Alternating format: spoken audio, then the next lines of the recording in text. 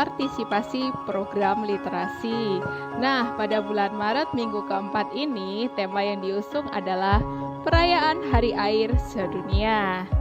Dan terus terang, saya sebelum-sebelumnya tidak pernah merayakan atau secara khusus memperingati Hari Air Sedunia. Nah, untuk itu pada kesempatan kali ini saya gunakan rasa penasaran saya untuk lebih dalam lagi menggali apa itu Hari Air Sedunia. Lebih tepatnya, kenapa sih kok ada Hari Air Sedunia? Nah, untuk itu saya gunakan dua sumber digital. Yang pertama dari kompas.com dengan judul Hari Air Sedunia, Sejarah, Tema, dan Masalah Air Selama Pandemi. Sumber kedua tidak kalah menariknya, yaitu tirto.id dengan judul Tema Hari Air Sedunia 22 Maret 2022 dan Tujuan Peringatan. Nah, sebelumnya karya sudah saya tulis ke dalam lembar literasi. Saya menulisnya pada tanggal 30 Maret 2022. Artinya, tepat sehari setelah peringatan Hari Hutan, ada peringatan Hari Air Sedunia. Nah, untuk memulai penulisan karya ini, saya bertanya-tanya tentang kenapa sih kok ada Hari Air Sedunia?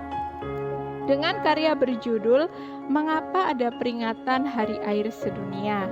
Di situ saya ingin berfokus pada penjabaran mengapa Hari Air Sedunia harus ada. Mari kita mulai. Terus terang, saya agak heran ketika mendengar bahwa ada perayaan Hari Air Sedunia. Bagi saya, air ya air. Nggak usah ribet gitu loh, mengalir di tempat yang semestinya. Keadaannya bersih dan mudah didapatkan masyarakat. Masa ada perayaannya? Apa istimewanya? Nyatanya setiap tanggal 22 Maret diperingati sebagai Hari Air Sedunia atau Hari Air Internasional. Keputusan ini disepakati oleh Majelis Perserikatan Bangsa-Bangsa saat konferensi PBB tentang lingkungan dan pembangunan di kota Rio de Janeiro, Brasil pada tahun 1992.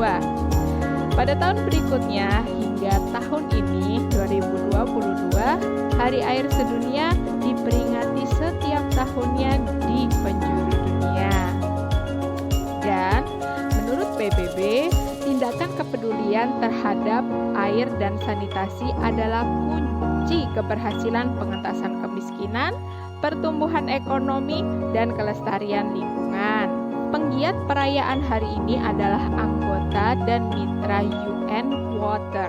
Anggota dan mitra UN Water terdiri lebih dari 50 delegasi dan 23 pengamat dari pemerintah dan organisasi.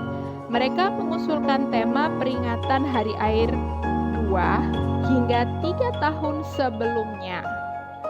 Hingga diputuskan pada pertemuan di Roma, Maret, pekan ketiga, artinya minggu lalu, dan kebetulan sekali dengan tema minggu ketiga ya, jadi berdekatan dengan perayaan Hari Hutan.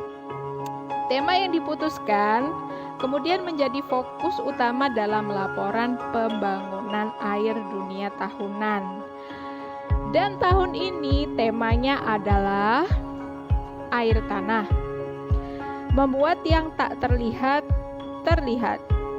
Tema ini dipilih sebagai bentuk perhatian lebih pada sumber air tawar yang tersembunyi, namun memiliki peran vital, antara lain adaptasi perubahan iklim, ekosistem, pertanian, industri, sanitasi, dan sistem air. Sayangnya dalam kebijakan pembangunan berkelanjutan, air tanah tidak sepenuhnya diakui. Baiklah, sekarang saya tahu mengapa ada peringatan Hari Air Sedunia. Peringatan ini ternyata bukan asal-asalan, tapi ada aspek sejarah yang melatar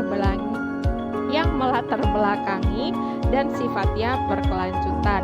Buktinya ada laporan pembangunan air dunia tahunan yang dirumuskan anggota dan mitra UN Water sebagai bentuk kepedulian keberlangsungan sumber air.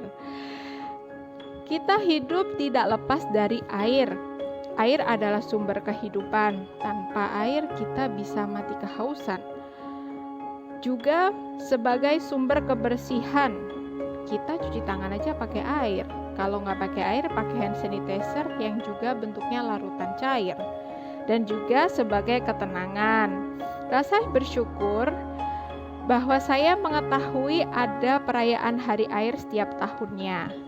Sehingga sumber air kita bisa terpantau, terpelihara, dan bisa digunakan untuk keberlangsungan hidup kita dan anak cucu kita.